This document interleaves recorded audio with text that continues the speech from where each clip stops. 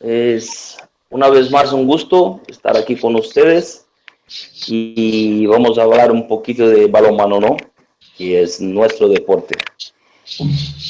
Bueno, ayer yo hablaba un rato con Ana y eh, pienso que es necesario aclarar un poquito más con respecto a las técnicas individuales de la parte defensiva. Y de ahí seguimos para la parte táctica, ¿sí? Entonces, es decir, la técnica individual defensiva. Nosotros tenemos algunas técnicas defensivas y vamos a hablar de ellas. La primera es la posición de base, ¿no? La posición de base es una posición muy parecida con la gran mayoría de los deportes colectivos, ¿no? Les explico. La posición de base de la defensa en balonmano está muy parecida con la posición de base en voleibol, está muy parecida con la posición de base en defensa en fútbol de sala, con la posición de base de defensa de básquetbol y así por delante. Entonces, es decir, que de alguna manera, cuando se practica otros deportes, se tratando de niños, hay una transferencia, ¿no? Hay una transferencia. Y por supuesto, es muy importante que tenemos la posición de base muy claro para que de ahí podemos empezar, ¿no? La posición de base que hablo yo es una posición del cuerpo de manera natural y equilibrada. Debe ser presidida por un esfuerzo con un poco más de concentración y atención. Y necesita una atención regulada del cuerpo. En la parte biomecánica, la cabeza erguida a la normalidad, el tronco ligeramente inclinado hacia adelante, las piernas flexionadas y ligeramente abiertas, ¿no? En posición asimétrica. Los pies apoyados en el suelo, pero los tacones fuera del piso. Los brazos semiflexionados, el borde radial hacia arriba y ligeramente separados del tronco. Las manos abiertas orientadas hacia adelante. Les cuento una historia para poder tener bien cómo es importante y les pongo la idea de la transferencia de niños que practican otros deportes, ¿no? Yo tengo un amigo que hace mucho jugaba el handball, el balonmano, pero cuando empezó, él jugaba otros deportes, muchos otros deportes, ¿no? Jugaba el voleibol, el básquetbol, hacía atletismo, natación, a él le gustaban los deportes demasiado. Pero en balonmano empezó un poco más tarde que los otros, que los demás. No, antes a él le gustaba estos deportes antes que el balonmano, entonces a él le parecía más agradable a jugar el básquetbol, no sé, al voleibol, pero al handball no. Entonces empezó a entrenar un poquito más de frecuencia a los 17 años. A los 17 años. Y hoy es muy difícil que una persona que empiece a los 17 consiga llegar al más alto nivel, ¿no?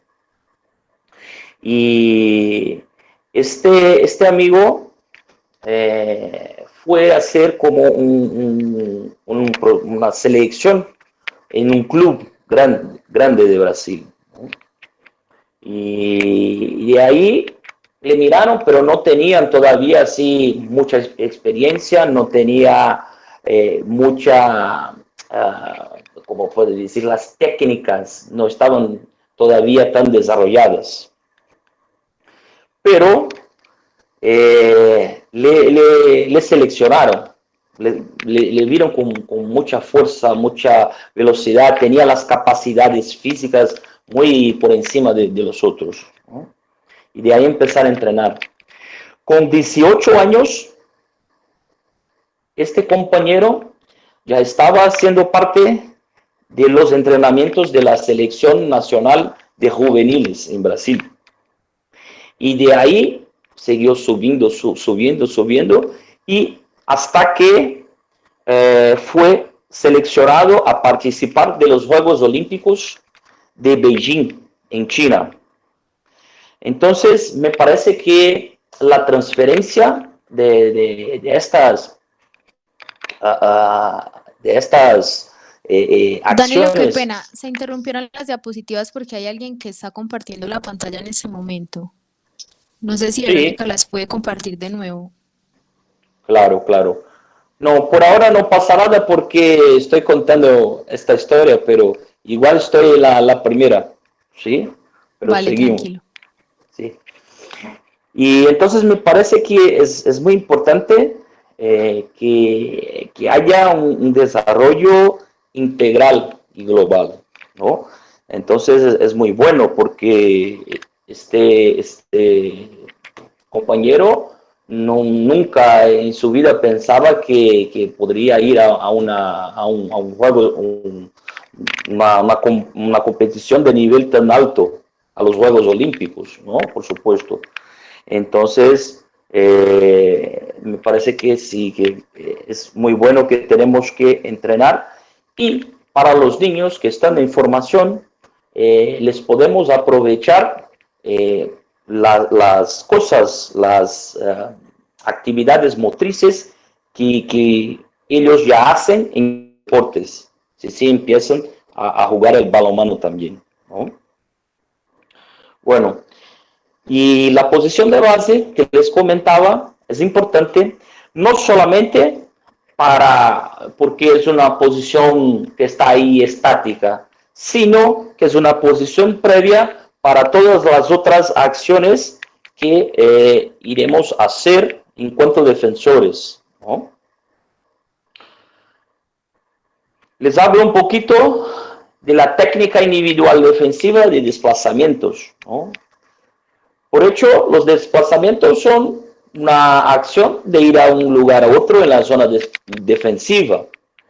Es utilizado para acompañar, anticipar, acercarse, posicionarse al oponente con y sin balón.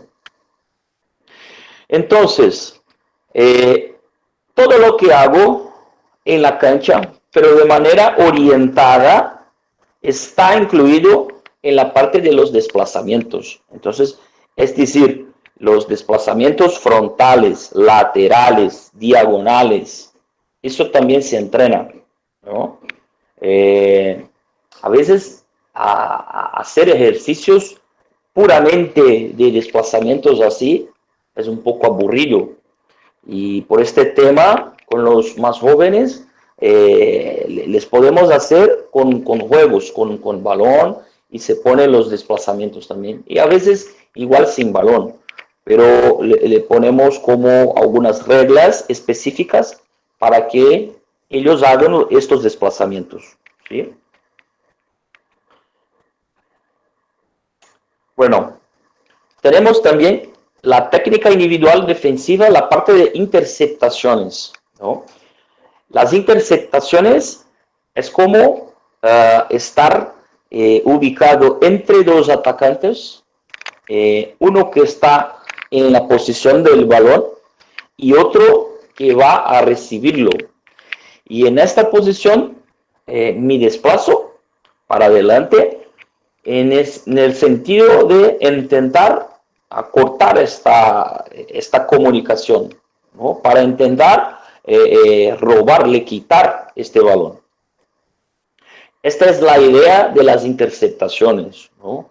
Y muchas veces puede ocurrir así como más cerca de quien tiene el balón, y puede ser un poquito más lejos de quien va a recibir el balón. Lo puede hacer de las dos maneras, ¿no? Eso ya entra un poco en la parte de estrategia.